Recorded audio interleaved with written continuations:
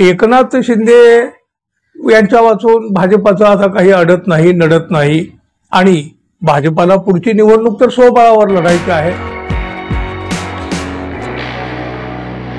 मित्रहो नमस्कार.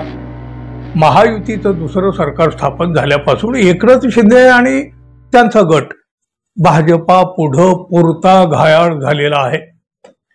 एकनाथ शिंदे यांनी तर स्वतःहून महायुतीतून बाहेर पडावं एवढी त्यांची अवस्था भाजपाने करून टाकलेली आहे.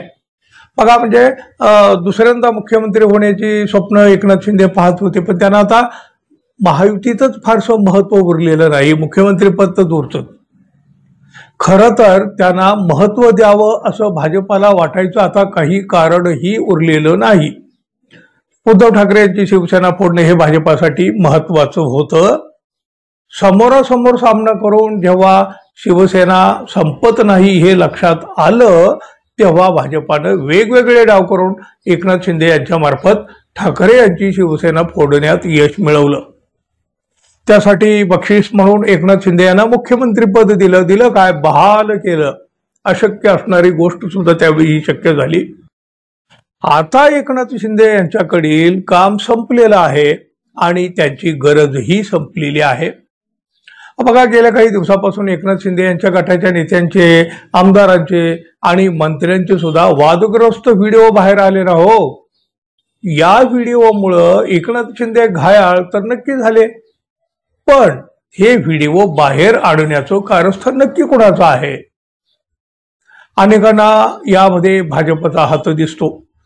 काँग्रेसचे सतेज पाटील यांनी थेटपणे भाजपचं नाव नाही घेतलं, पण त्यांच्या बोलण्याचा अर्थ तर तोच आहे मित्रांनो.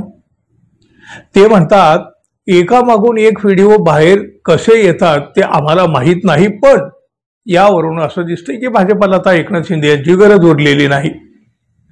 मंत्री संजय शिरसाट यांच्या खाजगी घरातला व्हिडिओ बाहेर कसा आला, तो व्हिडिओ माध्यमापर्यंत कसा पोहोचला याची आम्हाला काही माहिती नाही, पण या सगळ्यातून एकच दिसतंय, ते म्हणजे भाजपाला आता एकनाथ शिंदे यांची गरज उरलेली नाही.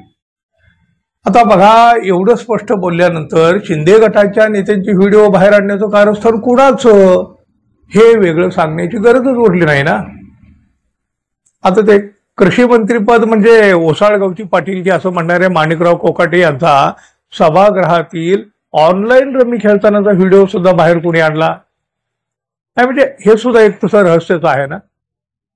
रोहित पवार यांनी पहिला व्हिडिओ सार्वजनिक केला त्यावेळी माणिकराव कोकाटे यांनी हा आरोप फेटाळला. त्यानंतर मात्र जितेंद्र आव्हाड यांनी आणखी 2 व्हिडिओ सार्वजनिक केले. यामध्ये मात्र स्पष्ट दिसतंय की कोकाटे हे रमी खेळत होते, पत्त्याची पानं चाळत होते मोबाईलवर.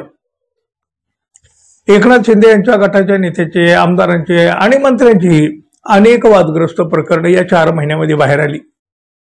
अजितदादांच्या मंत्र्यांच्या बाबतीत सुद्धा हेच घडलं.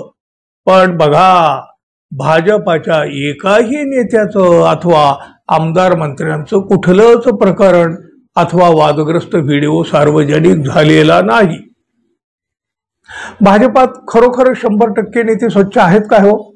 नाही, असतील तर चांगली गोष्ट आहे, पण हे लोकांना पटायला नको का? एकनाथ शिंदे आणि अजित पवार यांचेच नेते म्हणजे आमदार, कुणी मंत्री वादग्रस्त म्हणून समोर का बरं येत आहेत? खरं तर हा विचारात टाकणारा प्रश्न आहे.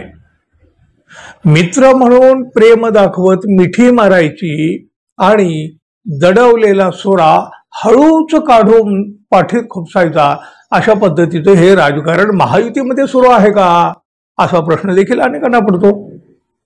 एकनाथ शिंदे यांची गरज संपली आहे का या प्रश्नाचं सरळ सरळ उत्तर तर होय, गरज संपली आहे असंच आहे. एकनाथ शिंदे यांच्या वाचून भाजपाचं आता काही अडत नाही, नडत नाही आणि भाजपाला पुढची निवडणूक तर स्वबळावर लढायची आहे. मुंबई महापालिकेसाठी सध्या मात्र एकनाथ शिंदे यांना गोंजारण्याचं तात्पुरतं नाटक भाजपाचं असू शकतं. भाजपा आज ना उद्या म्हणणारच आहे, आता चालते व्हा, तुमची आम्हाला काहीही गरज नाही. आणि कदाचित याची जाणीव आता एकनाथ शिंदे गटाला सुद्धा झालेली असेल. त्यामुळंच त्यांची अवस्था सैरभैर झालेली आहे. मागचे दोर कापलेले, पुढं सगळा अंधार, करे तो अब क्या करे. मित्रांनो, एकनाथ शिंदे यांना नेमकं कोण अडचणीत आणत असेल, तुम्हाला काय वाटतं जरूर सांगा. आणि आपण अजून आपल्या चॅनलला सबस्क्राईब केलं नसेल तर कृपया सबस्क्राईब करावं ही अपेक्षा तर आहे. धन्यवाद. पुन्हा भेटू. तोपर्यंत नमस्कार.